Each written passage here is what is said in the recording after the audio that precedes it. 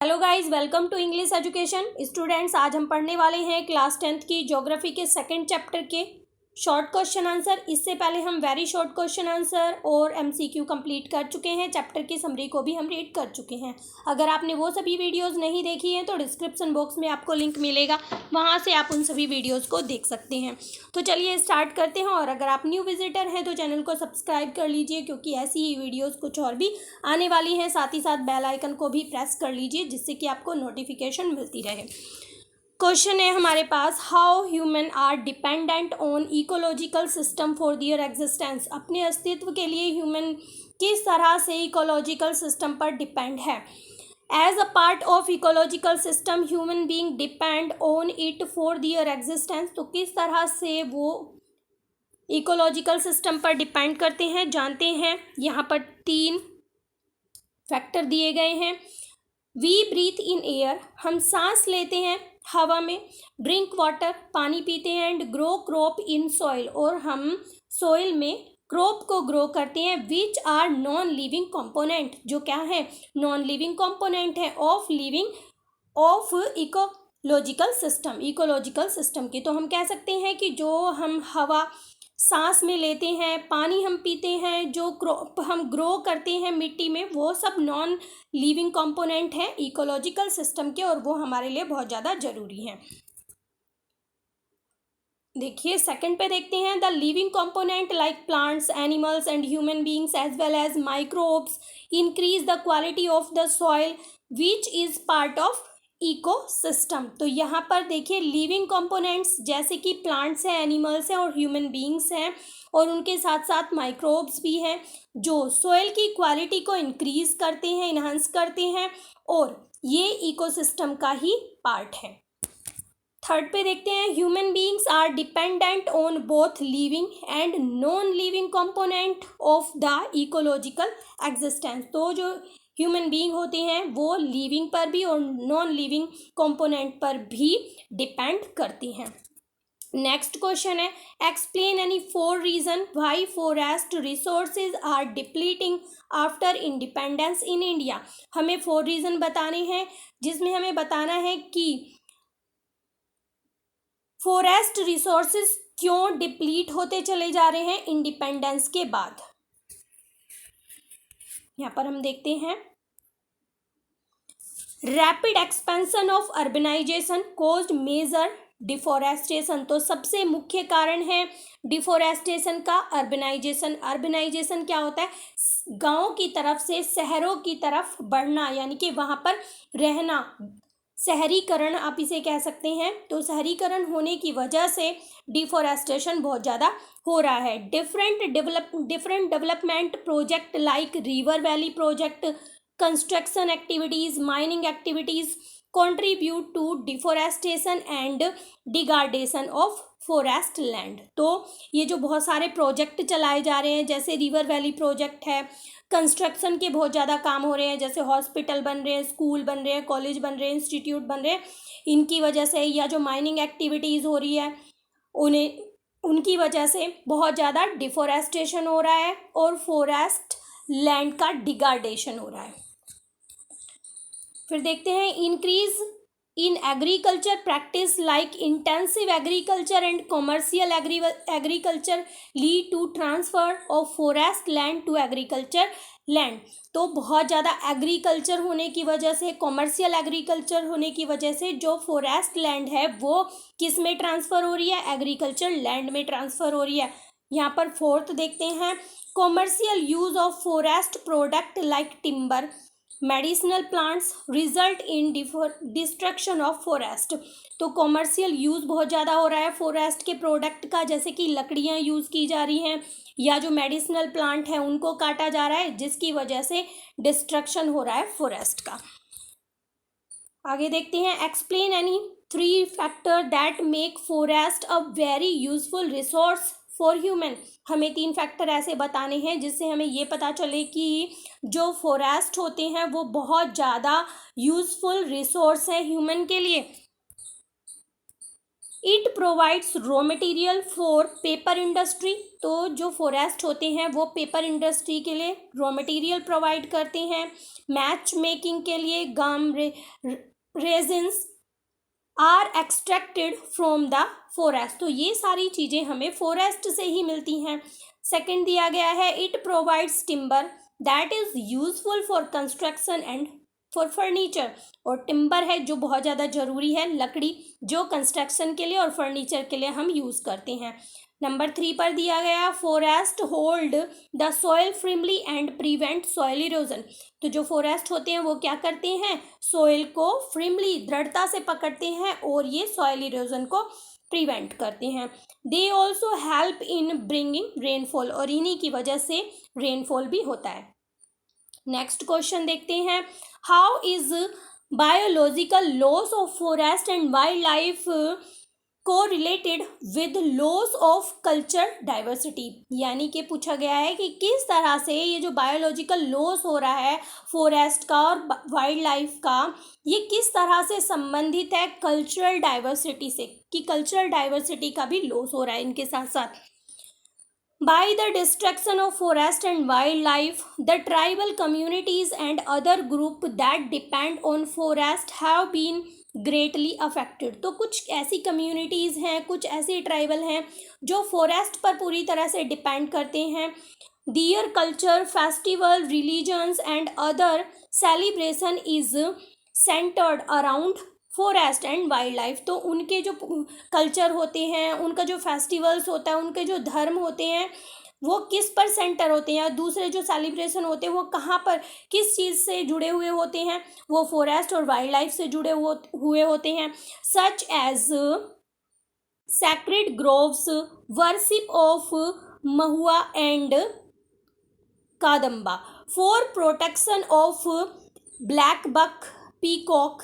The depletion of forest lead to destruction of their inhabitat and with it the culture is also deeply affected, तो देखिए जैसे कि वो कुछ groves होते हैं, कुछ उपवन होते हैं जिन्हें वो बहुत पवित्र मानते हैं, कुछ की वो पूजा भी करते हैं और वो प्रोटेक्ट करते हैं, जैसे ब्लैक बक है, पीकॉक है, इन सबको प्रोटेक्ट करने की कोशिश करते हैं। अगर फॉरेस्ट का डिप्लीशन होगा, फॉरेस्ट काटे जाएंगे तो उससे क्या होगा, उनका जो निवास स्थान है इन सब चीज़ों का, जैसे पेड़ पौधे हैं या कुछ एनिमल्स हैं, कुछ बर्ड्स हैं, तो उनका जो निवास स्थान है वो भी उससे अफेक्टेड होगा, और जो उनका कल्चर है, जो कल्चर उनसे जुड़ा हुआ है, उन पेड़ पौधों से, उन एनिमल से, वो भी उनसे अफेक्टेड होगा। Discuss the reason for extinction of acetic चीता इन इंडिया, हमें रीज़न बताने हैं कि ये जो एसिटिक चीता है ये बिल्कुल ही ख़त्म हो गया है इंडिया में। Asiatic cheetah are the fastest mammal on the land, जो एसिटिक चीता है वो सबसे तेज दौड़ने वाला मैमल है लैंड के ऊपर, and can move about 112 kilometre per hour, और वो कितनी स्पीड से दौड़ सकता है, 112 किलोमीटर पर आवर की स्पीड से दौड़ सकता है। For this much agility they need a very stretch of dense forest to move freely, और उन्हें फ्रीली मूव करने के लिए डेंस फॉरेस्ट की ज़रूरत होती है, घने जंगल की ज़रूरत होती है। But deforestation is specially depletion of dense forest made much damage to their natural habitat, तो देखिए ये जो डिफॉरेस्टेशन हो रहा है, डिप्लीशन हो रहा है घने जंगलों का, इससे क्या हो रहा है, उनके जो रहने की जगह थी, नेचुरल हैबिटेट था उनका, वो बिल्कुल डैमेज हो रहा है। Deforestation and expansion of human habitat also destroy habitat for other smaller creature on whom these big cat prey on, तो देखिए ये जो डिफॉरेस्टेशन हो रहा है और जो ह्यूमन है वहाँ पर उन्होंने मतलब वही अर्बनाइजेशन करना शुरू कर दिया है, जंगलों को काटना शुरू कर दिया है, मकान बनने लगे हैं, उससे क्या हो रहा है, ये जो क्रिएचर है, जो छोटे क्रिएचर पर का प्रे करता था, शिकार करता था। अब उनका सबका निवास स्थान जब खो गया है तो उसे शिकार करने की भी कमी हो गई है। Lack of prey and habitat are now major reason. तो सबसे मुख्य रीज़न क्या है? लैक ऑफ प्रे, यानी कि शिकार की कमी उसे हो जाती है, और उसका जो नेचुरल हैबिटेट है, यानी कि उसका जो निवास स्थान है, वो भी नहीं है। तो ये सबसे मुख्य कारण है। Poaching and low rate of fertility, यानी कि बहुत ज़्यादा इसका शिकार किया जाता है और इसकी लो फर्टिलिटी होने के कारण जो है ये सबसे ज़्यादा एक्सटिंक्ट की पोजीशन पर पहुंच गया है। नेक्स्ट क्वेश्चन है 33% of area should be under forest. तो 33% एरिया जो है वो फॉरेस्ट के अंडर में होना चाहिए। Justify the statement highlighting the advantage of forest. ये हमें इस स्टेटमेंट को जस्टिफाई भी करना है और हमें फॉरेस्ट के एडवांटेज भी हाईलाइट करने हैं। देखिए, they reduce flooding and improve water quality by slowing the rate at which rainfall run off and flow into river. तो देखिए, अगर फॉरेस्ट होते हैं तो उससे क्या होता है, ये फ्लडिंग को रिड्यूस करते हैं, यानी कि बाढ़ की जो स्थिति होती है उसे रोकते हैं। And improve water quality, water की क्वालिटी को इम्प्रूव करते हैं। और क्या करते हैं, ये जो रेन वाटर होता है ना, रेनफॉल होती है और वो रिवर में बह जाती है, उसे होल्ड करने का काम करते हैं। ठीक है, अगर फॉरेस्ट होते हैं तो उस पानी को वो होल्ड करने का काम करते हैं। They provide fallen leave to feed the soil and aquatic organism. उनकी जो पत्तियां गिरती हैं वो क्या काम करती हैं? दे प्रोवाइड फॉलन लीव्स, वो जो गिरी हुई पत्तियां होती हैं वो फीडिंग का काम करती हैं। वो जो मिट्टी में और एक्वेटिक यानी कि जल में रहने वाले जो ऑर्गेनिज्म हैं उनके लिए फीड का काम वो करती हैं। They reduce soil erosion. Forest से क्या होता है, सॉइल इरोजन भी रुकता है क्योंकि वो मिट्टी को होल्ड करके रखते हैं। By holding the soil firmly to the ground, क्योंकि वो ग्राउंड पर मिट्टी को फ्रीमली होल्ड करके रखते हैं।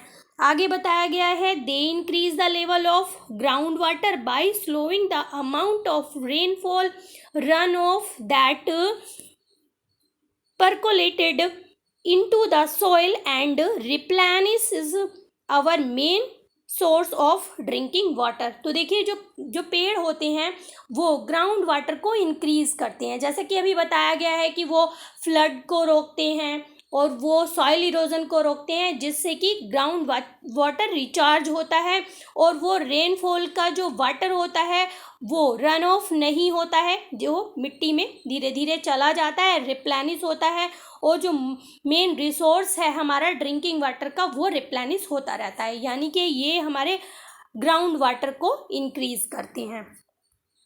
दे इम्प्रूव एयर क्वालिटी, ये एयर क्वालिटी को इम्प्रूव करते हैं स्पेशली इन समर, गर्मियों के दौरान। बाय लोअरिंग टेम्परेचर को लो करते हैं।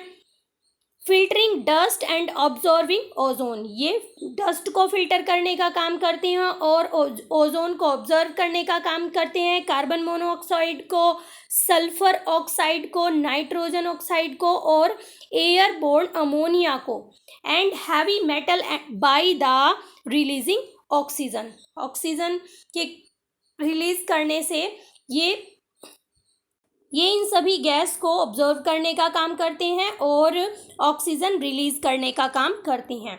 आगे देखते हैं, they help contract the green house effect and global climate change by taking carbon out of the atmosphere and storing it in the form of would. तो ये किस काम में मदद करते हैं? ग्रीन हाउस को इफेक्ट करते हैं, जो ग्लोबल क्लाइमेट है उसे चेंज करने का काम करते हैं। क्या करके? जो कार्बन डाइऑक्साइड होती है उसे इनटेक करते हैं एटमॉस्फेयर से और स्टोर करने का काम करते हैं, किस फॉर्म में?